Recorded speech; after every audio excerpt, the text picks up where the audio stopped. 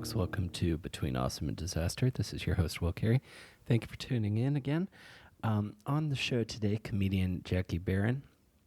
I recorded this a couple weeks ago. If you're listening to this on the day it's released, I am in Hong Kong. I don't know what experience I'm having in Hong Kong, but I will tell you about it once I return. This conversation I had with Jacky was really great. Comic shop talk kind of conversation, which if you're familiar with this show, you know I like to have on occasion.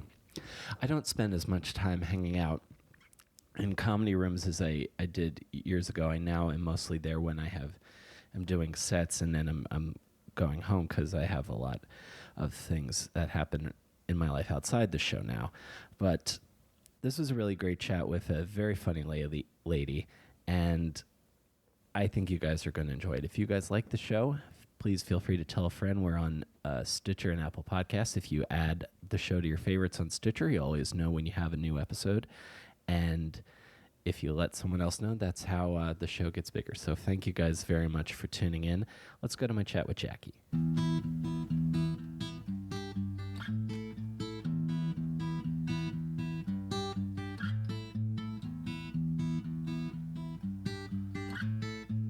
But there are punchlines. There's laughing points in there. Yes. You have to be able to laugh throughout. It can't have 4 punchlines in an hour. That's Yes. not enjoyable for anyone to watch. Yes, I agree. That's not even in your everyday life. That's not a fun story to listen to. Exactly. Then Yeah. I'm just at a group therapy session with one person talking. Exactly. So Yeah. I love Bert Kreischer for that, and like I feel like Mike Birbiglia is the same way. Similar, like, yeah. He does stories, but again, there's punchlines. Or Gabriel Iglesias. Yeah. He's got punchlines, even though he's doing long form stuff. Exactly. I have a newfound respect for Gabriel Iglesias, because when I was like starting stand up, and I was like Mitch Hedberg and Dave Attell and Dane Cook sucks, and in that I liked Dane Cook, that I'll admit mindset. it. I liked Dane Cook before I started doing comedy, and then I went through those couple shitty years when you're trying to be cool. I liked Dane Cook when he first came out, and then shortly out, like after his first big special, I think maybe I liked one more, and then like after that, it was like trash. Mm-hmm. And I think I started liking him from Shorties Watching Shorties. Do you remember that? I do. I wish that would come back. Those were cool. They were the liked best those because I'm very visual in my head when someone's doing comedy. Uh-huh. So I want to be able to see what you're saying, and I want it to make sense. Yeah. You know, because I want to laugh even when there's no punchline, because I'm following and I see how comical even just the situation is.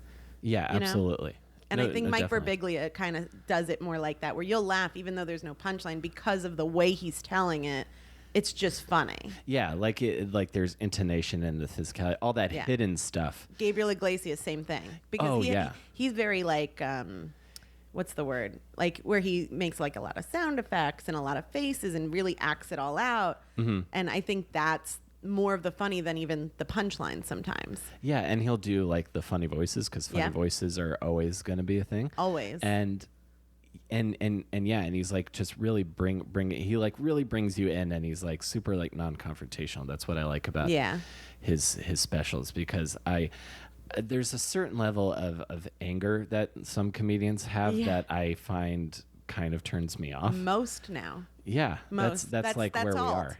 Alt is being angry over something. Yeah. Or taking a stance on something, some sort of political, social issue, which to me is a different kind of, like, these are all different kinds of comedy. Oh yeah, absolutely. Like I love the political comedians that do it and make right. me laugh. Yeah. And Louis Black is a really good political comedian, but the problem is people try to take their comedy set and have a chunk of politics. And it's like it's almost like trying to fit into a size 6 when you're a size 8, you know? Like You're trying too hard a little. Yeah.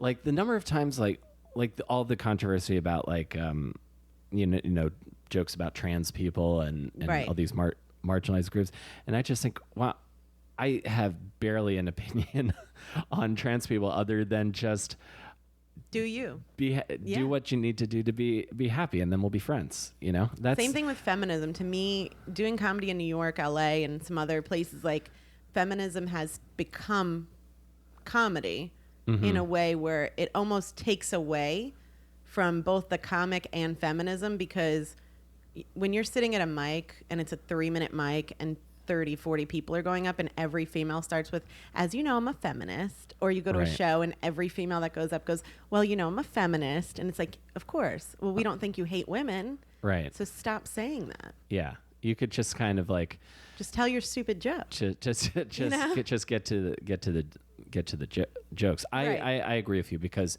it would actually be more interesting if a woman were to go up and go, here's why I don't deserve rights. Right. Well, I have a joke like that I'm working on, because I grew up with a single mom who was very masculine. She was not someone who was going to teach you how to do your hair or makeup or wear dresses. Like, to this day, like, I bought a dress 2 years ago. I didn't know you had to have shoes for it. I thought you could just wear sneakers. So I haven't worn that dress because I don't have shoes for it, and I don't have I don't have multiple shoe kind of money. Right. You know? Like, I have sneaker boot kind of money, and then just hope it doesn't fall apart for the season. No, I'm the same way. I am one type of shoe for each kind of shoe I need. I need like a suit shoe. I need boots. I need sneakers. Exactly. That's kind of how I roll. But I don't even really have heels. Like, I have a pair, but I'm not going to wear them. Like, if there's a funeral, I'll bring them with me and switch out of my sneakers. It's just not my thing. So, like, for me, I never had, like, those kind of things. So I learned how to be independent. So for people who didn't learn that, they want their independence. People who've been independent for 35 years, they're like, someone do something for me. You know? Like, that's how I feel. I'm like, would somebody offer to change my tire on my car when I break down? Like, somebody offer to just help me. Like, stop thinking I'm independent. You guys are ruining it. Everyone wants their independence. It's like, no, I want someone to open the door. I'm tired of it being slammed in my face. Yeah. Like, stop with this. Right. Not everybody wants to be independent, you know? Well, and then there's always the kind of like, I want to be independent until I encounter something I don't know how to do. Right. And I find that even happens to me sometimes. It's like, I don't need any help with this. And then I'm like, okay, I need help with this though. Yeah, exactly. So where did you grow up? Because you are someone that I feel like I've talked to you a lot, but we haven't spent a lot of time in the same room. So you're saying you grew up with a single mom. Where was that? I was in South Florida, like Fort Lauderdale. Fort Lauderdale. Just north of Miami on the west side by the Everglades. Yeah. Okay. Miami, I kind of have a sense of what that city's like. What's like the vibe in Fort Lauderdale? Well, it's changed a lot because since Hurricane Andrew, there was a migration of sorts. And then even after Wilma, which was the last hurricane, we just judge things by hurricanes in Florida. We don't have calendars. So we just judge it by hurricanes. After Hurricane Wilma, which was like the next big devastating hurricane, there was another migration. So the place has changed a lot. I mean, I can tell you the high school I went to, I was the minority. It was kind of like hood. Yeah. There was people who would come from the really dangerous cities in Miami and come to my high school because it was better. But all like the white kids were like, I don't want to go to that school because it was not, a lot of people got stabbed at school. There was guns pulled at school. Like, things happened, This was like pre-school shooter. Like, this was before, like, we were the OGs, you know? Like, so this is even like before Columbine? This is after Columbine. After Columbine. This is, Columbine was what, 2001? It was shortly after Columbine. Okay, it was like 2002 to 2005, something like that. Okay, yeah. Yeah, somewhere around there. So in the ensuing years, but it wasn't just like a fact of life like it is now. Right. Well, for my high school it was. For your my particular high school, people were constantly like, within my first 3 months of high school, the captain of the football team got stabbed. Like, things like that. As a former theater kid, there's a part of me that's like, good for him. Jack. Yeah, fucking Jack. He was well liked though, so in his defense. But I mean, I get it. Yeah. And then, but compared to the school that all of those kids who are coming from Miami would have ended up with, they might as well have just joined the Army. Right. But they thought that school was better. Right. Because they're coming from places that like the first 48 shoot at, the first 48 is always in Miami. Like, basically, if you can do comedy in Miami, it's where the first 48 is shot. Yeah. So, like, I learned doing comedy in Miami, you don't stop at lights and stop signs after dark. Right. You just run it and pray. Because it's either get jumped or, or get carjacked. Or some, you just don't want to deal with the shit. Yeah. So. Yeah, that definitely sounds like the kind of environment that'll make you, again, talking about independence, so you'll be independent of several things quickly. I'm imagining you like as someone who like isn't picking out heels for a dress, but knows for like defense. Yeah, Exactly. It's like no, you go for the deeper point because you can get more Right. damage that way. I am very thrifty at a lot of different things like that. I know survival. I'll say that. Yeah. In so many different ways. Like I know brass knuckles are illegal in New York. That's what I have because I'm not responsible enough for pepper spray. You should have to pass a test for that because I know I'm going to get myself in the face. Yeah. I know they're like, oh, but it's simple. No, it's not. Or I like spray myself all the time with like Febreze in the face, and it should be simple also. So I always like thinking of mace. I'm like always wondering how many people have had it going the wrong way and have sprayed themselves in the face. Well, if I did it, it would be me. I would be in that. Like I won't touch it. I have one, and I've offered it to the teenager upstairs. I'm like, if you want mace, you can have it. I don't care. Because, like, if she sprays herself, not my problem. If I spray myself, not great. Yeah. That takes an already bad situation and makes it worse. Right. Wow. So I had no idea that Florida was such a circus. Florida is 100% a circus. Like, I was even thinking about it today. Like, it's just not normal. It's not like Iowa or it's just very different. It's very eclectic. There's a lot of different cultures, a lot of different people. Like I even had a hard time moving to New York because the community I live in is primarily Greek, and I'm used to coming from a place that's primarily Haitian, Jamaican, Puerto Rican, and all these other Latin cultures. So I wasn't really used to like just seeing a bunch of white people. Like when you go to Connecticut and you're just like, what did you do? Like, where are they? Did you like hide them in their own communities? It's messed up. Yeah. And that's how it feels here. Like it's a melting pot, but it's also like, oh yeah, there's very clear lines. Like especially if you just because we both live in Queens. I've been in Queens for several years. I love Queens compared to Brooklyn. Yes. And you just get on the 7 train starting at the first stop in Queens, which is like Long Island City, which I think Christian Finnegan describes as Little Brooklyn. Yeah. That it does feel like that. Yeah. It absolutely does. Like there's your artisanal things and all that stuff. And then you just keep going and you're like, oh, Corona. Oh, I'm in Ecuador. Right. Exactly. Or India. Oh, Jackson Heights. And then you go all the way out to Flushing, and it's just like another country. Yeah. My boyfriend's grandmother lives there. Oh yeah. Yeah, and it's just so many Asian people. Yeah. Like more than like when I watch like documentaries of like Japan, like I feel like they were actually shot in Flushing. Probably. Yeah, because it feels like it. Yeah, there's definitely... That might be ignorant to say, but... I don't think you're wrong, because I go out there quite frequently because there's a lot of good food out there. There is. And I just, I love dumplings and Japanese food. But yeah, there are definitely the streets, because I've been to Japan also. You think of like a street in Japan that has like a lot of telephone poles and and signage in Japanese. Yeah. There are definitely those offshoots off of Main Street in Flushing that very much resemble that. 100%. Yeah, so that makes total sense. And the Asians always sit on me on the train. I don't know what their nationality is, so I just say Asian. They might. I don't want to offend Chinese people. Don't like Korean, so I don't want to offend anyone. But sure. I get sat on the train all the time when I'm on the 7 train. Does that happen to you? That does not happen to me. Little old Asian ladies just sit on me every time. Like I've had it happen like 5, maybe 8 times since I've moved here. I have literally never heard of that. I've never that's never happened to me. I've never seen that. But a friend of mine has it happen to him too.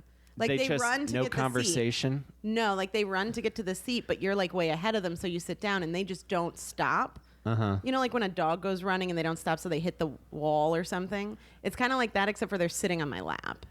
Oh, okay, that makes a little more sense. I had a picture in my head of you. Of a crowded subway, you sitting down, and then an Asian woman comes up and sits on you for like several stops. Yeah, no, they get up eventually because I'm already here. Like you can't. Right. Or they'll try to squeeze in when there's 3 people on the seat already. Yeah. And it's like, no, you're not going to fit. Like I get that you're thin, congratulations, but you're not going to fit. It's not going to work out. It's crazy. Yeah. That's how I'm flashing back to when I was on a Tokyo subway car. They have open ceiling fans on some of the cars, the older ones. Oh, weird. With like nothing covering the blades really. And literally my head was like a couple of inches from this blade. That's got to be terrifying. Yeah, but I've been ducking for most of my life. How tall are you? I'm 6'7". Okay, my boyfriend's 6'3". So like it's a big difference because I'm 5'1". Because like I never realized what tall people went through. Because like when I get on the subway, if there's nowhere to hold on to and you got to hold on to the top, I can't reach. So I'm just falling into people because I'm like I can't reach anything. So just this is on you. Right. You guys should have moved in more. We should have traded places. Not my fault. Yeah, there should have been some additional conversation. Right. Well, yeah. Well, no, it's handy because or if I'm in a part like an older car, I could just put my hand against the ceiling and just hold on to the ceiling. Yeah, which is great. Yeah, but the one hidden benefit when you're tall in a crowded subway car is that you're above everybody else, so you're not like under their armpits in the summer. People's armpits in the summertime. Which is my main view of everyone on the train is always just an armpit, or one guy had his like butt like in my shoulders. Jesus. And I was like, what the hell? Like, what are you doing? Yeah. It's crazy. I'm very conscious of that. Like, I have a joke about this. I always keep my messenger bag like in front of me because if I am standing in front of someone and they're sitting, it's like really uncomfortable. It's crotch level. It's happened to me so many times. I'm just like, this is just the joy of living in New York. Like, you're just gonna smell people and have their crotch in your face, or they're sitting on your back, whatever. Things happen. Yeah, but I like all of that stuff. I do too. It doesn't bother me. Yeah. So you grew up in Fort Lauderdale. Right. So single mom and you say she was very masculine. Very she masculine. Likes football. She likes, she likes to mow the lawn. She likes to yell. She likes to just like do things like that. I don't know how to explain it. She does not. She's very aggressive. Yeah, she does not prescribe to the stereotype of what femininity in America is. In a way, she does, but more like, I guess not. I don't know. I don't know how to explain it because she's feminist in the sense that she's very independent. Like, I don't need no man or anyone ever, But she's just not like if you were upset, it was like when I was little, she told me when my parents divorced, she said that you have a black box in the back of your head. That's where all your bad feelings go. So you don't ever have to cry because that's like really inconvenient for her. Right. So that was her way of dealing with it. So if you cried, she'd be like, okay, like you don't have to do this. Box. Right. Throw it in the box and deal with it when you're 30 and you're in therapy. Don't deal with it now. when I don't have to pay for it. Right. When you have to pay for it yourself. Exactly. Right. Yeah. She wasn't like into stuff like there wasn't any like coddling or like hugging, or I think the only time she told me I love you was the first time was when she was like she was having a massive heart attack and she was like about to die. She was like gray. So she was like, just in case. Because like the rest of my life, it was just like, yeah. Whatever. You're here. You're alive. Clearly, I feel things. Go away. Yeah. It's like, I have not killed you. So obviously I love you. That would be literally something my mom would say. Because like threatening to kill us was like her main MO. Like that was her goal. Yeah. Was just have us fear her or her killing us. Well, that will get you in line pretty quickly, I imagine. That's like a perfect example. That's like a perfect example of like the style of parenting that occurs right before, I think, when my parents had me, which is because I was just if you ever, my mom was an elementary school teacher for a number of years, but I never acted up too much, but I was definitely like insulated from the world. I'm sure. I think a lot because she was like, oh, I see all these nightmares. I'm not going to let that happen to my kid. Yeah. Probably something like that. Yeah. So I didn't face like true hardship until I was like first living in New York and like that's a really big shock to go from like no struggle to moving to New York, because it's not easy. It's hard. Yeah, not everyone survives. There's a huge curve too, and even compared to like moving to other places. Yeah. There's like a huge curve where you will most likely endure the most abject poverty you've ever experienced, the most abject loneliness. Your housing situation will be tenuous at best. Right. Literally, you could be homeless in overnight. Absolutely. And then you just have to hopefully you've made some friends. Right, that can save you. Exactly. Yeah. I had a few of those things happen. So, oh man, that's tough. Yeah, I haven't had any of that. Like I've had my own things, my own struggles, but I never like lost my home or anything like that. I was very lucky. Plus, I have family that's like 2 hours away, like just close enough, but just far enough. Yeah. So like if I needed something, I could call them. I won't, because then I have to see them. But I mean, right. You know. Yeah. But to go through all of that, like, I mean, that's why I say, like, a lot of people don't survive. If you're not ready when you move here, it's tough. You're going to go through a lot. Like, LA is way more like Miami. Like, that just being in traffic all the time, driving, and just the way things are, like homelessness, just the way things are. It's just, if I would have moved to LA, it would have been way more seamless. Yeah. But I was tired of driving 6 hours a day to do 3 shows and to work, and it was such a waste of time that I could have been writing or just using my brain for anything other than trying not to die. Yeah. Yeah. Now, so this is what I kind of want to get into because I love talking about local comedy scenes and stuff. So, well, first of all, I'm curious. This is something I like to ask people. If you were to put yourself in like an archetype of high schoolers, who do you think you were? I was one of the only females, and I was friends. I had like my group of friends. Right now we're all living in different cities. There's 4 of us, and the other 3 are male. And we kind of ran the scene in a way, me and one of the other guys, because really the other 2 of the other guys, because we ran shows, and like I ran 2 or 3 shows while I was there, and he was running 2 or 3 mics, and one guy, they were running a show. So like we ran a lot of it. Like when we left, it depleted a lot. Yeah. So like I guess the cool kids for the first time in my life. So did you start comedy in high school or did you start comedy young? No, I started comedy.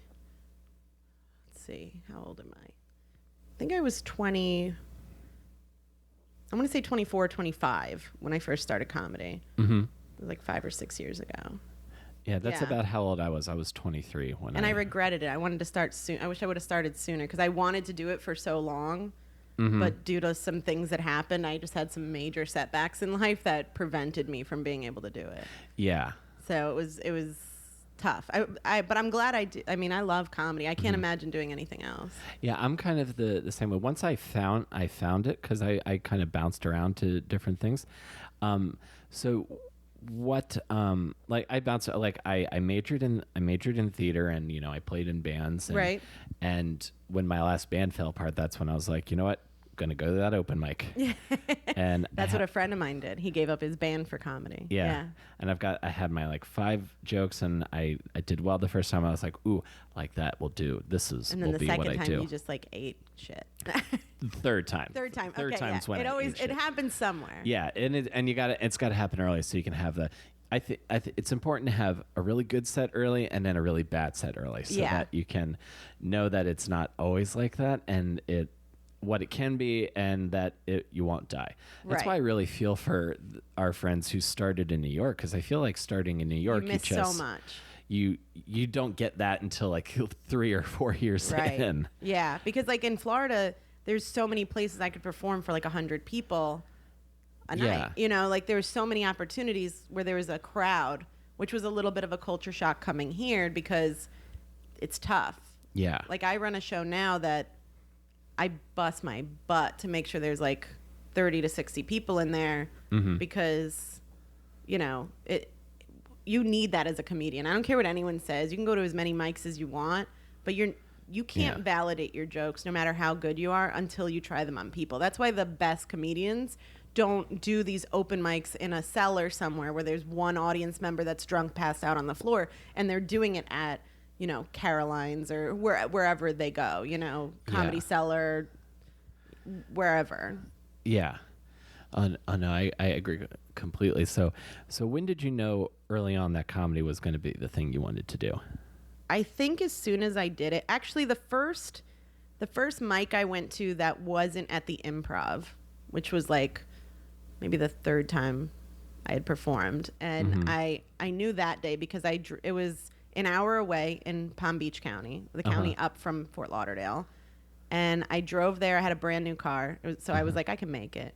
I went to pick up a girl that started with me because we're like, oh, we'll go together. She wound up dropping off shortly after. Yeah. she kept wanting to like hang out, and I was like, I don't want to hang out. I want to do comedy. Like, yeah. I'm not in this for this, you know. Mm-hmm. I don't want to go shopping or to lunch. So we got in my car and we drive, and within 5 minutes of picking her up, I get a flat tire. Oh no. So I tried calling AAA. They're like, it's an hour. So I'm waiting. Some guy nice enough comes over, changes the tire, puts the donut on. So now I can't take the highway. I got to take the streets. Right. At 40 miles an hour. And I was like, I'm going to keep going. Uh-huh. So because of that, I was like, all right, well, now I have to stop and get gas. So I stopped to get gas and to put air in the tire because the tire needed air. Yeah. And when I was putting air in the tire, I'm afraid of spiders. There's spiders all over the air pump, which was like a nightmare for me. So I fill the tire. I go to put gas in, and I'm so like, my head is just so full of like everything going on, doing comedy, my joke, everything, that when I went to pull the gas out, I didn't let it go, so I was covered in gas from like head to toe, covered in gasoline, which you can't wash off. Right. And I smoked cigarettes, so it was like every time I lit a cigarette, I was like, this could be the end, you know? So Right, you could just blow up. Blow up, right. So I tried to wash it off. It didn't wash off. So now I'm wet and covered in gasoline. I get in the car. I keep driving, like the other 30 minutes to get there. I get there 2 hours early. And I just sit there in gasoline. I can't afford anything. Right. So I'm just sipping water. They're like, what the fuck is happening to this girl? Like, is this girl homeless? Like, I don't understand.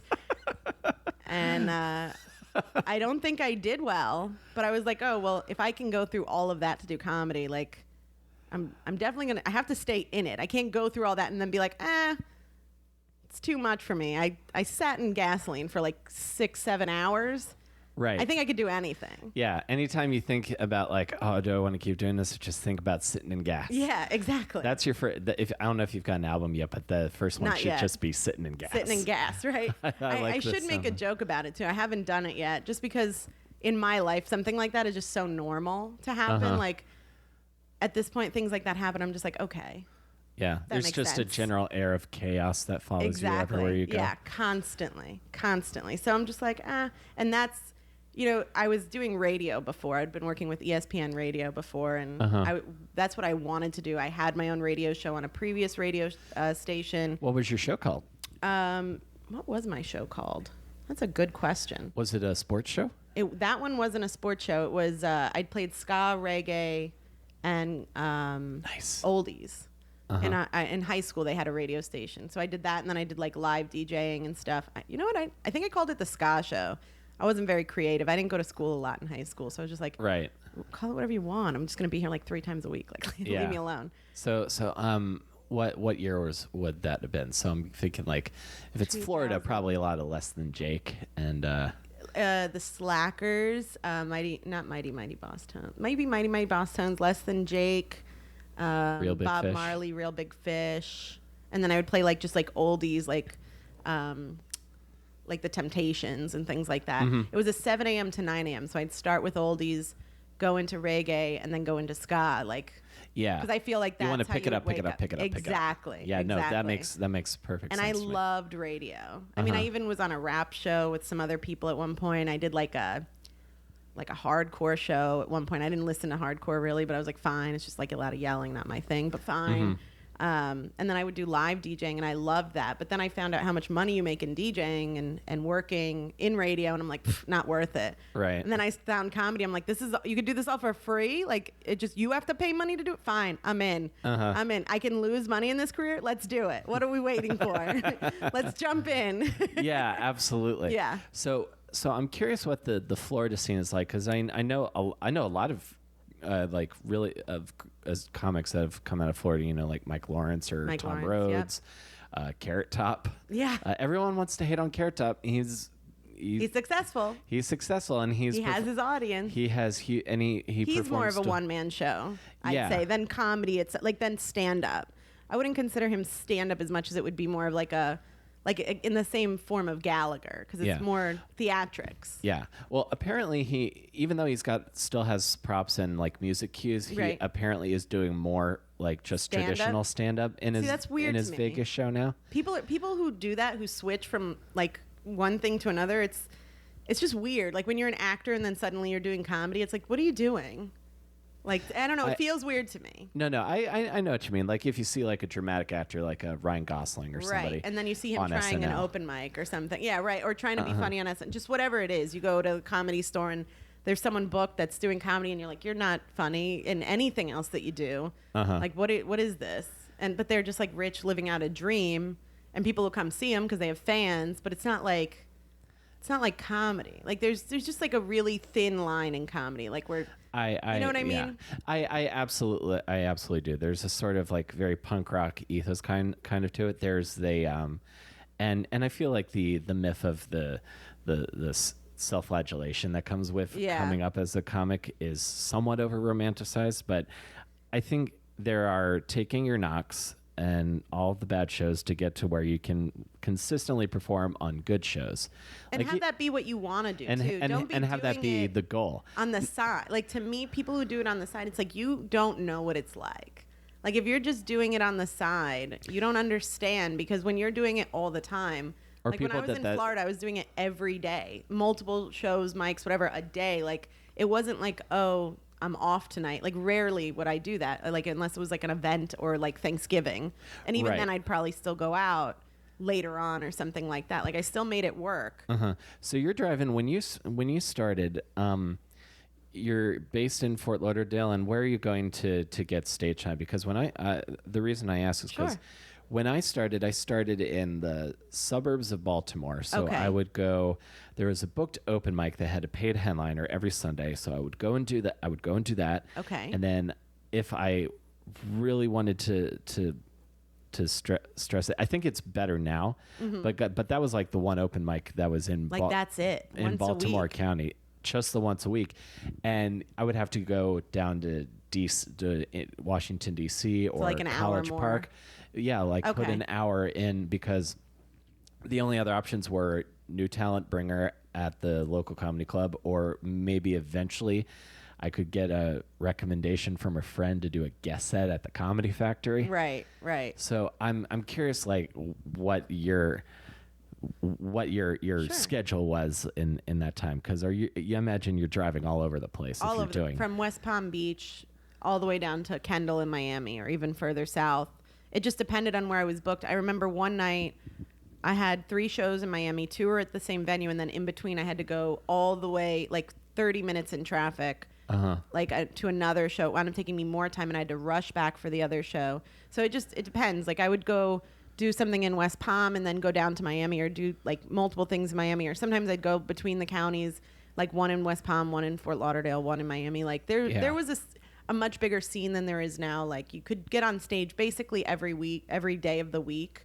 Like, there was periods of time where like Mondays you couldn't get up, but then I would just get together with my friends and we'd write, or I mean, there was never a time when we weren't doing comedy. Right. You weren't. Like, it was always comedy. Yeah. Like since I moved to New York, like the mics, I go to them, but I don't feel like it helps me personally. I'm not saying it doesn't help anyone. It just, me personally, doesn't help to go constantly. It's better that I write. Yeah, this is the first time in my life I've taken a step back and I'm like, it's Tuesday night, I'm not going out. Or this, I'm only going to go out once this week, or something like that. Like, it's it's a really shitty feeling. I know. I start to, I have this like panic that if I'm not going up every night, that I'm going to I'm failing, not be able to be a comic anymore. But I agree with you, because I hit a point where like I just straight up ground for like 5 years when I first moved here. Yeah. And I would be tired and I would cry from being tired. I actually got really sick after my first year of living here. I have like I have something called fibromyalgia, and from I've heard of it. Pushing myself so hard the first year I was here, and then the previous years that I was in Florida, it sent me to where I haven't been able to go on the road for shows very much in the past 2 years, because I set my body back so far. Like, there were other signs that I didn't pay attention to, because I was like, everyone's tired, everyone gets headaches, or whatever it was. Everyone forgets things here and there, until one day I got out of an elevator and I didn't know where I was. Wow. And then I was like, okay, something's not right. Yeah, that sounds pretty bad. Yeah, so that's my biggest setback in comedy right now. I don't really talk about it, because then people like feel bad for you, and it's like this whole thing, and it's like, if you're gonna feel bad for me, there's like way better things to feel bad for me for. Sure. And way bigger disasters in my life than just this. But that's been my biggest setback that's killed me in New York, is pushing myself too far to the point where now, like, I have no idea how I'm paying my bills, because I've only gone on the road like maybe 3 times this year, which is like crazy. Like I had to postpone stuff that I still haven't been able to do. Right. Which is like in like LA and Chicago and things like that. They're like, when are you coming? I'm like, I don't know. Because I can't do anything until they tell me I can do stuff again. And yeah, totally. It's just crazy. Yeah, no, absolutely. You have to take care of yourself. Yeah. And then also to be at a point where people are asking you to come. Exactly. Because again, you fight for that. That's the most painful thing. Yeah. Yeah. I know. Oh my God. Because I would sell anything. Like right now I'm selling all my belongings on eBay, because I'm just like, who needs belongings when you need to eat? You know? Like, yeah, no, who needs totally. T-shirts when you could just be eating and wearing one a day and just hand wash it every day? Like, whatever. It's very Spartan. Kind of, it's a Spartan survival kind of approach. I'm very good at survival. Yeah. You know, whether it's in a bad neighborhood or financially.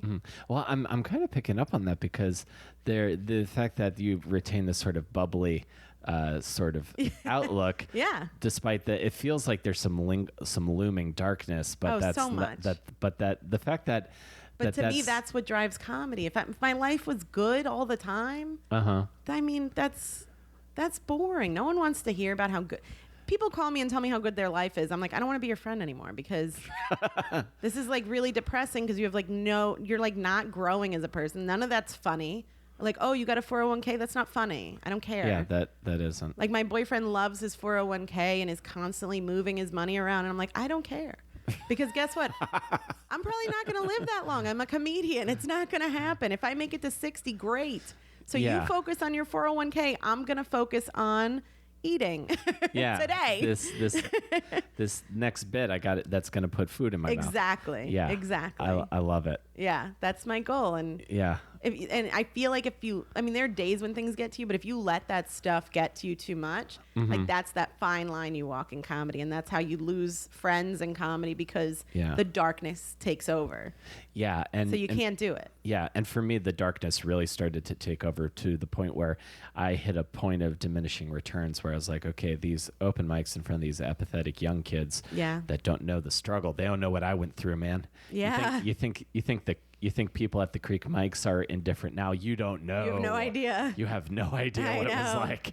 And you know what was nice too is, not to cut you off, but no. I love this stuff. I'm having a great time. Where I grew up, there was a comedy community. So if we went up at a mic and there was no audience, it was almost like a workshop, because you'd tell your joke as if there was an audience, and then when you got done, someone would come up to you and be like, this would improve your tagline, like people you knew, like your friends. Yeah. And that's the hardest thing for me also moving here, was I had, of my 3 best friends in comedy, one's in Chicago, one's in Florida, one's in LA. And we used to go to mics and shows together constantly. We'd all get booked on shows because they knew we'd all be together. Yeah. So they knew we wouldn't drop out because we were all together anyway. Right. So like we did everything together. We did writing together, and once in a while, once in a while we'll do like something on the phone. We'll call each other, message each other. We have like a group chat. Hey, is this funny? And things like that. But it's not the same. Like when we get together, it's so much better, because it's like, oh, I like this tag. I like this punchline. I see how you change the words of this joke. Like to me, that's the part of comedy I love, is like the words. Today, people just go up and they're like, just talking, and it's like you're not even trying. Like, right? Oh no, I don't get it. That bugs me so much. Like, then I was at a. I tried it. I couldn't do it. Yeah, because people just think, well, Patrice wrote on stage, or Bill Burr writes on stage. I've heard that too many times, not realizing that they're not those people. Right. That bugs me so much. I was booked on a show recently, and the person, it was one of those like, I've got this premise, and I'm gonna just tell me if there's anything to it. And I was just sit there. They did it on stage, the premise. On stage, but this was multiple times. This wasn't like there's a certain level if you're booked. I think people who are booked enough start treating the shows like open mics. That's how I've started doing it. Not like because I'm booked all the time, but because if there's 4 people, that's gonna help me better than 7 comics who just decided today they're gonna start comedy, and then they're gonna go up and be like, so like this one time I did this thing, and then it's just like, okay, we get it, write it in your diary, let's go. Like there's 3 minutes. I don't know. Yeah. I got like a little nasty when I first got here in my own head. I would never do it in public, but I mean, you go to these mics and it's painful. It's painful to sit through. It is. And then you feel like you have to constantly come up with stuff. It's the pressure of like writing like 3 minutes every day because you can't do the same thing. It's the same people most of the time. So it's like that pressure was crushing me. Yeah. Because it wasn't quality stuff. Yeah, and yeah, you hit that point where you need the more quality stage time. But I don't mind when people work out stuff on stage. I just want a little bit of effort, I wasn't getting that, and so I was like, I was just like, all right. And then because every time if someone asks me to do a show, I will do new stuff, but I feel almost a responsibility to try to do well. Right. It's just weird. Like I don't know if it's from too many years in customer service jobs, but I have this fearing failure just constantly in comedy. I think it's that too. Yeah. Because you don't want to fail. You want to try new stuff, but you don't want to fail. So there's got to be this balance to it. Yeah. Some people lack that. You're right. Exactly. Have you ever had this? I was talking with Patrick Hasty. I love him. He's a delight. So great. There's so many great people in this scene. And he's one of them. He's so awesome. Yeah, I love his comedy. He's a good guy. Yeah, he's a good dude. I love talking with him. We both had this thing of like this experience of maybe you've had to. You ever go to a mic where you don't know anyone? Yes. And maybe it doesn't go so well, or because you're working on new stuff, and then you're just like, they don't know. They don't know that I have all these years of time put in and all this road work and all this stuff. That fucks with me too. That bothers you, or you're saying that makes you feel? Because to me, I feel like that's a safe place. Where no one knows you? Yeah, like when you go to like an all arts kind of mic, because half the people performing are built-in audience. Right. That's why mixed mics are great. We need more of those because the musicians have an audience, because people who like comedy like music, and people who do comedy, musicians think they're so cool for some reason. Why, I don't know. But they do. They like comedy. So these all arts mics build in an audience that you normally wouldn't have at a mic. And it's great because then if you may not see them again because they might just be a one-off musician where they're just coming to this mic once. So you could go to that mic multiple times and it would be different people. Try it. I love those, but I'm talking about like all comedian mics that are even that though. Like if you're in like a state and you have like a night off and you need to like fit a mic in real quick and you go and you don't know anyone, it's like, who cares? Who cares if you do bad?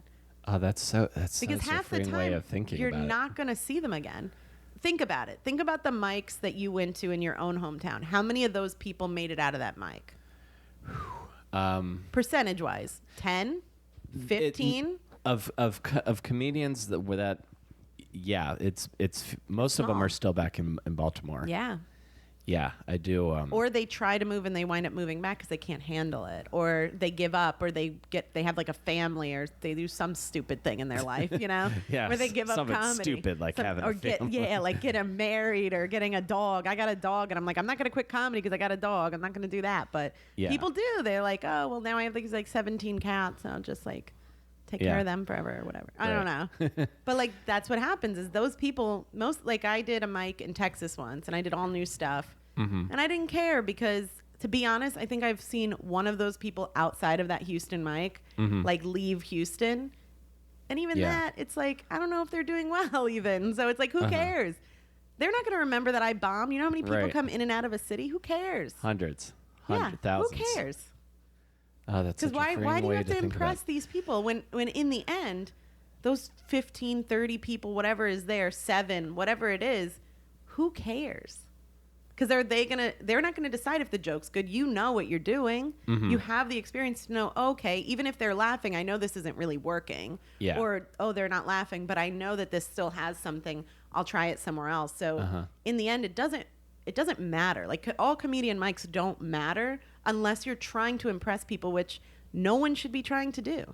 Why, you want to impress someone to get on their bar show that's in front of 6 people, maybe, unless they cancel it? Why? Who cares? You can do so much in comedy on your own. you know, you can make friends and you can want to do things and you can ask for spots, but in the end, those comedians don't decide your future. People think that it matters so much. Like, you have to have everyone like you. I like everyone to like me, but not for that reason. Mm-hmm. Like, I don't care if I do bad at a mic, because if you don't think I'm funny, who cares? You run 3 shows that you have like 4 audience members at each one. Okay, you don't like me? That's fine. I don't care, because that's not going to stop me from doing comedy. And I think people put so much on having that validation from other people, where if you just focused on your own stuff and focused on just getting better, because they don't know what's going on in your life that could be affecting it. Like, I had bad memory issues for a few months, even still today, where my jokes were not coming out right. So like, I was bombing at all these mics, and I was like, well, these people don't understand that my brain's messed up. So, and I'm not going to tell them, because why? They don't care. You know, they don't even need to care. So I knew what I was doing. So I didn't care if people were like, oh, all this stuff she's doing doesn't make any sense. Okay. That might have been the most important 4 minutes I've ever recorded for this show. I mean, that's important. I mean, people forget. You just have to have faith in yourself. Like, 90% of the time, we comedians don't have that faith in ourselves. And I say we because me too, you know, but people have to stop. Like, I'm just sick of going to a mic and seeing someone do well for their friends to try to impress people, but then you book them on a show and they bomb. And they can't do it. Because they don't know how to perform to people. They only know how to perform to their friends, and only know how to perform for comedian validation, which comedians don't find the same things funny that someone at an improv would find funny, because the people who would not spend smart. $20 and 2 drinks. Right. Which is who you need. Yeah. So it's just a little different. And I think that's lacking a lot. Yeah. Well, I do have one question about Miami. Yeah, and then I want to talk about the road a little bit. Absolutely. I have this idea of, just from listening to other comics, that what is kind of the vibe in the clubs like the Improv in Miami? Because like Bobby Lee has mentioned, it's sort of like a kind of like beach wasted people, and that seems like, I'm imagining. Okay. A lot of people have talked bad about clubs in Florida in general. Like, even I feel like Tom Segura. Like, there's a lot of people who have been to. The problem is, like, so when I first started comedy, there were 3 comedy clubs. There's one, an Improv in West Palm. There were 3 A comedy clubs, I should say. There were more, but there's the Improv in West Palm, the Improv in Fort Lauderdale, which was more so my home club, and then there was the Improv in Miami. The Improv in Miami was weird. I mean, you got to keep in mind, like, I would do shows in Miami to people who don't speak English, and like, I don't do my jokes in Spanish, so like, I would do jokes. It's like, there's this. I'll get into the improvs in a second, but like, there was this hair salon that they did shows for, like Art Basel and things like that. But none of the people in the audience spoke English, so I'm telling my jokes, and just based on my cadence would they laugh, because then I'd ask them a question, they'd be like, "Oh, no English," and I was like, "Okay, weird." And then I realized none of them were speaking English, but they all enjoyed this comedy show that they didn't understand. It's just weird. There's a lot of dumb people in Florida too. So like, well, it's one of those states that everyone runs to. It's like that in Alaska. Right. Yeah. Like when you're at the end of when you're ready to die. Yeah. Everyone goes there when they're ready to die, or when they just don't care anymore, so that if they die, it's fine. Yeah. You have that sort of like, fuck it, I'm going to Florida. Right. No one stays in Florida because they're successful in Florida. Like, there's a very slim amount of people that are like, I'm doing so well in Florida. Yeah. This is so great. Everyone wants to leave. But so we had 3 A clubs, and the audiences were pretty dumb. Like, even it's a really weird mixture of people also. Like, I don't even know how to really explain it. Like, now there's only 1 club, but they claim to be reopening the other 2. And it's just I don't know. It's like an odd jumble of demographics, like old people, non-English speakers, and in Miami is more than non-English speakers, but you will get people who speak English, and like the other 2 improvs. Yeah. But there's an array of backgrounds, an array of nationalities, an array of morals, and like, it's just total. Like, you could go and it's like totally different every time. Yeah. And half the time it wasn't even like, oh, these people are major comedy fans of this particular person performing. You know, it was just, I mean, sometimes, like, you go to a Bert Kreischer show, most of the time people are there because they just want to party with Bert. Yeah. Which I get it. He's so fun. But you go to like these other shows and half the time it's like, what's the word? Where they just give out like free tickets to get people in the door. So these people don't know what they're doing. They don't know what they're about to see. They don't know what's going on. They look up the guy. They're like, oh, he looks good, because it's mostly guys. But once in a while you get a girl in there and they'll go, it's just, I don't know how to explain it. Yeah. It's weird. It sounds like, because again, I think talking about like how New York is a melting pot, but there's like very clear delineations, especially in the comedy rooms. Not I in think. Fort Lauderdale, though. In Fort Lauderdale, they're all kind of together. The only thing I will say is there are like not club wise, but there are other mics that would be urban type mics. But I would go to those also. Yeah. Just because I fit in that kind of a crowd. My comedy does well in that kind of a crowd. Like I remember I went to this one place. I don't know if it was a strip. I don't know what it was. It was next to a liquor store, but the kind of liquor store where you like drink the liquor at the liquor store. Like it was in the hood. And when you go in, you can't bring a lighter because I think someone like burned it down once. So now you can't have lighters. You can't bring your like they take someone came in soaked in gas. Someone, it was me. I don't know what happened at this place. Like all the alcohol is like some weird brand and it's all tastes like rubbing alcohol. It's the weirdest place one of the weirdest places I think I've ever performed. Like one girl told me she'd make me her bitch in prison, like in the middle of my set, which was like, thank you, but that's not what we're talking about here. It just made it a little weird. Right. But it was just like a weird, like I remember never being able to I would have to lock my purse in my trunk because I couldn't leave it in the car. Someone would break in. But like you go in and they're like patting you down before you go into this club. And it was like a bar club type thing. It wasn't like a comedy club, but they had a stage. Yeah. That was probably just like a couple cinder blocks and a sheet of it was a nice stage. Everything else was trash. Oh, but the stage was nice. Well, I'm glad. It smelled like wet inside. I don't know how to explain it. No, I know exactly what wet smells like. Every time it rains, my mom's basement floods. I know that. I can remember that smell. That like sort of like wet leaves. That's what all Florida smells like, to be quite honest. Like everything just smells like damp. Yeah, just and it just always is damp. Like everything's just always a little damp. Even if it hadn't rained in days, it's just damp. It's the humidity, something. Everything's just gross. It's just every time you sit, to quote George Carlin, there's a little squish. Yeah, exactly. Did you know Will Watkins or Mike Mercandale? Yeah, I love those guys. I knew both. I knew Will more so. Me and Will did a lot together. Will's great. Yeah, I love those guys. Those are fun to fit. We're in like a comedian like fitness group, and we're all trying to motivate each other. I'm so glad I'm not in that. To get. I ate like half a bag of cookies before I came here because I was like, I don't know if I'm going to want to cook dinner later. So I got these cookies. Yeah. So maybe this will like hold me over till tomorrow. Like, no, I'm not made for a fitness group at all. Yeah. Neither am I. But I went to the doctor and I was like, oh shit, I weigh almost as much as a silverback gorilla. That was your first mistake. You gotta not go to the doctor. Okay. Coming from the person who like destroyed their health moving here, but still, you gotta avoid it at all costs. Like I'm always like, well, you gotta, my pants weigh 35 pounds, so you gotta deduct that. Yeah, totally. They always look at me like I'm insane. I'm like, no, you have to, like, I'm not joking. Like you have to subtract it. So like all the weight at all my doctors is all different depending on who I'm able to bully. It's great. But you know what? Depending on the doctor, I feel good about myself. So you're just doing it wrong. It sounds like it. Yeah. I like this. I like this idea of you just like you intimidating doctors. Constantly. I like that montage with like really peppy music playing. It's like, Jacky, you are doing great. I am so sorry. Yeah. I like that. Like, and they'll mention my weight, and I'm like, no. Like, they give me like the printout. Sometimes I just black it out, and they're like, I'm like, do you have a marker? And they're like, oh, we could give you a pen. I'm like, no, I need a marker, and I just like black it out, and they just like look at me like I'm psychotic. I'm like, I don't care about the high blood pressure. That's fine, but this isn't. No one's gonna know this. Like, even when I die, when you go through my papers, it's all gonna be blacked out. Like some weird Matrix type thing. Like I'm hiding you worked for the CIA, right? And they redacted certain things. Right, like, exactly. They redacted her. Wait, I guess that's a secret of the.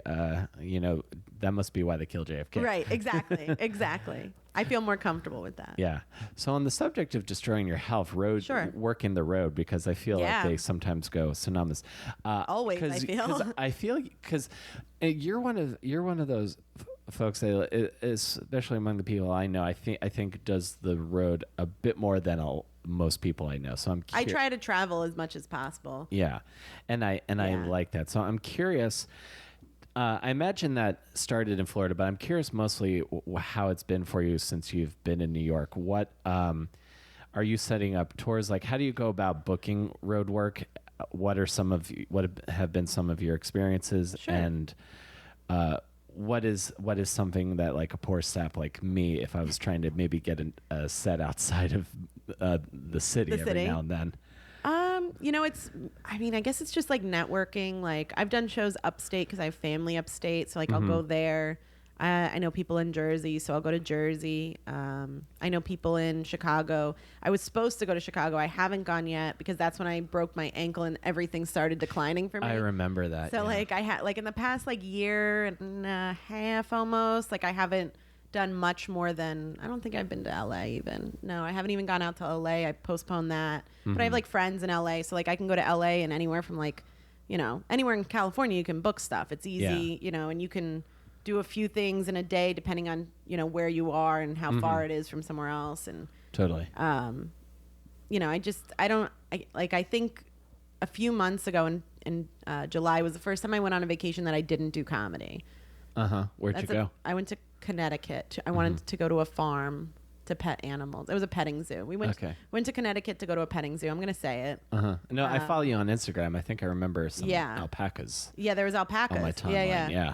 Man, it was really good. Sometimes you just need to like go out and just go to a petting zoo, and there's just not enough opportunities for that in the city. Yeah. And I was like dueling my landlord, which I still am right now. So I was just like, I'm stressed out. I just need to go to a petting zoo. We got to get away.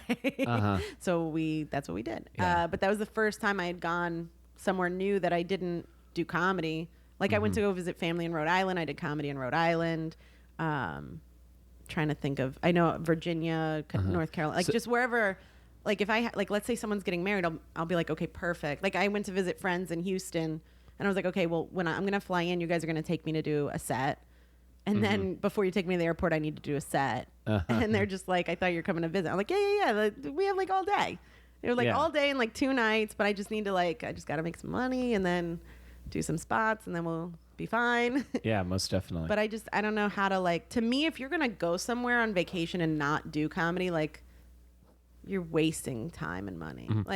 Well, everywhere I travel, I try to set up shows. I have more. I've had more success outside of North America than London is very difficult also because even their open mics are booked and they book like 3-4 months in advance. They do book out. I have friends there too. They do a lot of advanced stuff. Yeah, but I do that too personally. Like I run a show still in Miami, and I run a show here, and I'm booked till like spring. Because I can't sit down and book a show. I don't know these people, how much time they have to sit there and go, okay, well, let's book this month. And then you reach out to 7 people or whatever, and you do your flyer and you do your promotions, then you market it. And then in a month later, you're going to do it all over again? No, I'm not doing that. For 2 shows, that's such a waste of time. It's like, that would be like 10 hours a month. Yeah. Just in trying to book these shows and promote these shows because people are a pain in the ass in comedy. Yeah. And so then stuff like stuff is always coming up. Yeah. Yeah. So I take one day, I book it all out. If someone's got a change, I'll make a change real quick. And then that's it. And I'm done because I'm not going to sit there every month and book a show because that's not helping me. Right. Me booking a show does not help me because I don't do the whole let's trade spots thing. Yeah. Like there's some people who are like, oh, I'll book you if you book me. And it's like, I don't care if you book me then. Yeah. Because either you book me because you think I'm funny, and I'll book you because I think you're funny, or we just don't book each other because we don't like each other's comedy. Right. Like don't tell me I have to book you because you could be a year into comedy and have no grounds to stand on. So why would I don't get that trading spots thing unless people are actually funny. Yeah. I'll book you if I think you're funny, but don't tell me to reach out to you for a spot and then in the same message that I reach out to you go, oh yeah, can you book me on your show too? And it's like, yeah, I don't like. And then they won't that. book you until you book them, and it's like, well, I don't like your personality now. I don't like your system, so I don't want to be around you. I don't care how funny you are. I don't care what show you were on. I don't care. Oh, you did Comedy Central 4 times? Great. I don't care because if you're a shitty person, yeah, I agree with you. I hate that mentality. I always have abided by. I will go through spurts of asking, and I always am very deferential. I never say, upcoming weeks. I say in the next several months. Yeah, at some point in time, if you have an opening. Yeah, I'm always like very differential, and I never. I and have don't get upset. That's the main thing. Like, people get upset. Like, one person sent me 5 emails, and I was like, "You have to stop messaging me. I have you on the list." Yeah, and see, they're that's like, "Well, that's I booked insane. you," and I'm like, "Great, I appreciated that, but this is not what that is." Like, imagine if that's how everything else in the world would be. Like, oh, well, I scratched your back, now you scratch mine. I know a lot of things are, but that's why it's fucked. Yeah, it's just like low level. Like, we all watched Goodfellas, and we want to pretend we're in the mafia without being in the mafia. I book people on. I'm not running a show right now, but like I would have. You used people to run on. a great show. I really liked doing your show at the Creek. That Thank you. was fun. I appreciate that. I might have to. I got taken off the calendar. I might have to find another venue. But thank you. It really means a lot to you. Yeah, no, it was that. super fun. I really enjoyed it. That was one of the most fun shows I've done, other than one of Patrick Hasty's shows that I've done there. That's probably one of the two of the most fun shows I've done at the Creek. Yeah. Oh, Jackknife's always a good thing. That one I'm doing this weekend. Jackknife, I don't think I've done. I did the other one where it's like you go back in time to when you first started comedy, and he shows a video. I can't remember the name. I remember that one. I don't know if he does it anymore. I don't think he does, but I remember the one that was we were a fun talking show about. Because I did a joke, and then he showed the joke from when I first did it. It was just so. It was so funny. Yeah. I love this. Like, oh, and this is how you started. I love stuff like that. But I book people on my show because I like them and they're funny. Usually in that order. I will not book people I hate that are fun. Right. Exactly. Are funny. But they still have to be funny. Like I've not booked friends of mine because I'm like, I don't think you're funny enough. Like that's just me personally. I'm not saying you're not funny. You shouldn't take that to heart. What I say means nothing. But for me and for what I'm doing, I don't think you're ready. You know, this is also when they were like a year or two into comedy. Yeah. And then when I felt like they were doing well, I'd be like, okay, let's do the show. But if you're not consistently doing well, you don't have a place to be here. Yeah. You know? Yeah. Again, it's that tough love thing that you need that. It's the character. You have to have something thing. to build to. If we all just swapped spots and like everyone would have some false confidence. Well, there's a lot of people that do. Oh, I mean? Oh yeah. That's sort of, well, yeah, that's sort of like delusional thing. That's why I sort of like what Boston. Like Boston has all this stuff on lockdown. Like there are no open mics on weekends. Yeah, and they keep the it's a tight ship with the stage time. Like but that's weird also though, because then if you want to start comedy, how do you do it? Because a lot of people I know from Boston are going to Rhode Island and all these other things. Yeah, no, yeah, you have but to how do you drive just do comedy Monday through Wednesday and be good? It's hard. Yeah, it's hard. You gotta. That's why I get. I mean, I'm still not good, and I was doing comedy like I would do like 15 days in a row of comedy, take like a night off or half a night off, and then I would go and do another 15 days of comedy. Like, I don't understand. Like, that's why I feel so shitty about not doing comedy every day now, because to me, I'm just a piece of crap for it. But I just don't understand how you do comedy like twice a week, especially when you're starting out, when you're like less than 5 years in, and then you think you're getting anywhere. Yeah. Because then you gotta, like, my motto is someone's always going to be working harder than you. There's always going to be someone that's doing an extra set, doing a better joke, having a better punchline, more together, more organized, more road shows, more money, whatever it is. Yeah. There's always someone doing better than you. So if you're not doing your best, what are you doing? Why are you doing? What are you wasting your time for? Because you're just going to waste years of your life to only give it up. That's the way I don't know. Is that harsh? I think it is. You know, maybe a little bit, but it's probably harsh to some people, but some people, they probably need that. And then everyone who's going to like, okay, well, then I'm going to just keep working. I'm going to keep working. That's good. That's what you need to hear. What are some things, this might be a good way to wind it down. Thank you for doing this again. Oh my God, for sure. This is so fun. I feel it's been like very informative again. And I was serious. It's like minute 40, like minute 44 is like some very so excellent stuff. What are some things, what are some things you want to do in the future? What are some like projects you have in mind? More road work, album, the whole thing. You know, I don't really focus on the album as much because I feel like the album will come in time. Like a lot of people focus on getting an hour and getting their album, and in time people change, and then you hold on to some material that you really shouldn't be holding on to. So album I don't care about as much. Like people are so focused on like, oh, I hope a manager sees me, or oh, I hope I get late night. Everyone wants those things. So to say that's a goal is stupid in my opinion, because like duh. What are you in this for if it's not? Yeah. But I would like saying you're in comedy to get laughs. Right, exactly. It's like, duh, everyone's doing that. So like, of course you have the goals that other people have where you want to be successful. Mm-hmm. But to be honest, I feel like right now comedy's in a very weird place along with society. So I would not be upset if it like took an extra few years, because I don't know if this is the comedy I want to come out in. Mm-hmm. Is that weird to say? It makes perfect sense. It sort of is like, I feel like since Trump's been in office, that it's the, and even right a before. national level, and even leading up to it, there's like the vibe is not good. Is not good. It's not very playful, which is important for like for even comedy. The specials that are coming out now, and I'll probably get hate for saying this, but you know, if you look at the demographics of comedy and like what percentage is straight white men, what percentage is women, what percentage is African American or Hispanic or this or that or the other, that's not properly being portrayed on Netflix. Mm-hmm. And the problem with that is you're giving people opportunities before they're ready. And a lot of those, not all, because some of my friends I've seen do well. Some of them I've seen and I'm like, they ask me how it is. I'm like, oh yeah, I saw it, because I don't want to offend them and say I didn't like it. But they're getting things before they're ready, because you're not going based on who's the funniest. You're going based on trying to be the most diverse in your demographics. Like same thing with these shows. People are like, oh, you got to book like multiple women on your show, and you got to book someone of color and someone who's gay, and you know, you always have to have like an eclectic vibe. No, just fucking book funny people. Like stop with this diversity. I'm a woman. I don't really care if it takes me extra time, because if I'm funny enough, I'm going to make it. Just be funny enough and stop worrying about all this nonsense.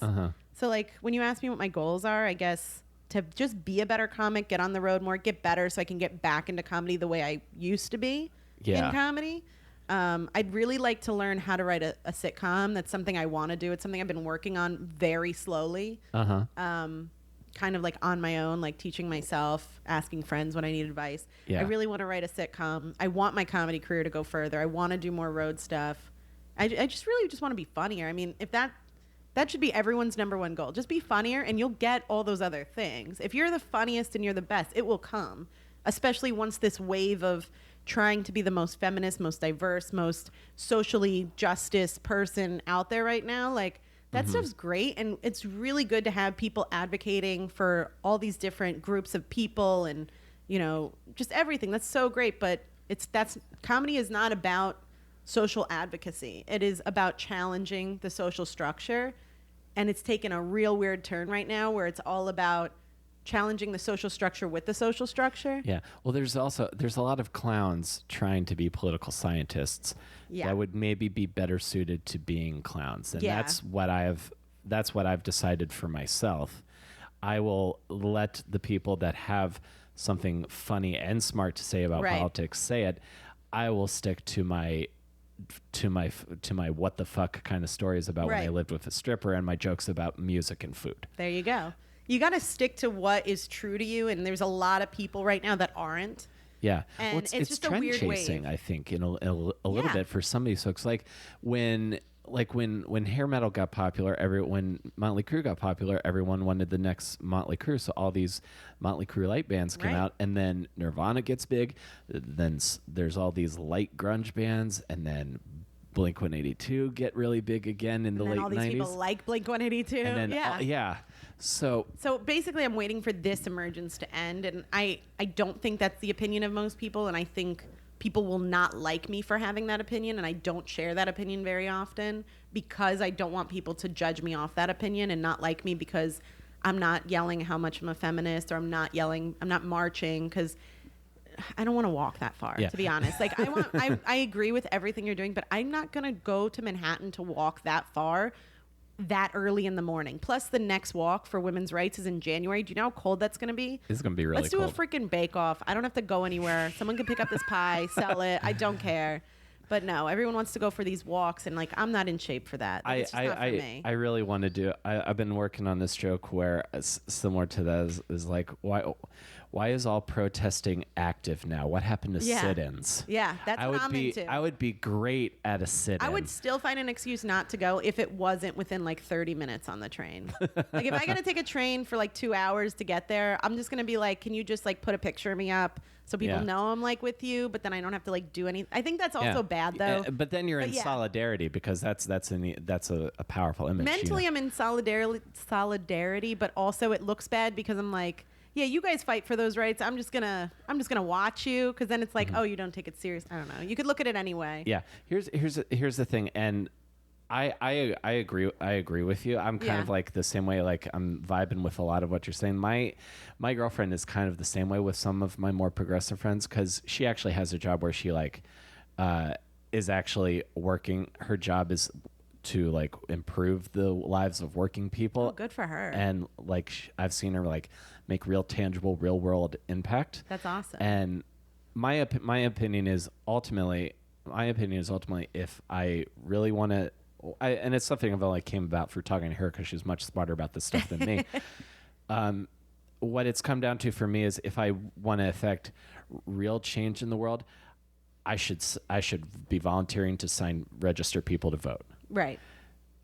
I'm a comic because I want to make people laugh and because it makes me feel good. Right. And then it makes others feel good. Same thing with me, because I don't think people want to deal with like this Kavanaugh stuff or whatever's really going on in the moment, or whatever, Black Lives Matter, whatever happens. I don't think people want to go to a comedy show and face those facts.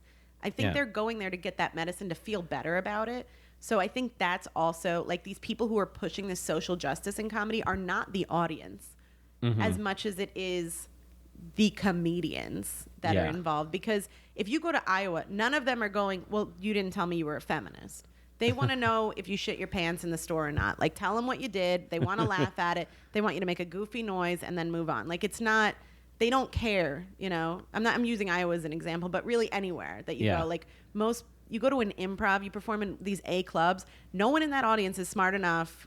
I'm not saying not smart enough, but most of those people are not there to get educated. Yeah. They're there because they want to get freaking drunk. They want to laugh. They want to have a great time. They're going to go to a bar later. They're going to go to a bar before.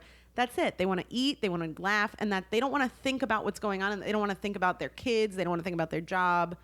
So I think there's a separation that needs to happen, and that is when I'll be ready. I think so. Out. And there will be a time when the value of that is appreciated again. Exactly. Because there's no value right now. Yeah. There's none. But I think there is, and there's value in this chat. So thank you very much for for doing sure. this. Thanks for having me. I love it. Excellent. Thank you.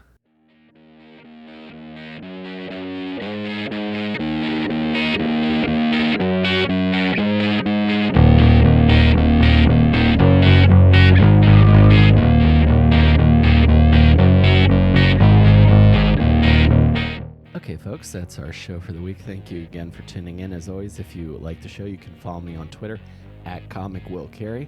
And if you like the show enough to share it with a friend, I would greatly appreciate it. We're on Apple Podcasts and Stitcher. And thank you guys again for tuning in. And I will see you next week between Awesome and Disaster. Take care, everybody.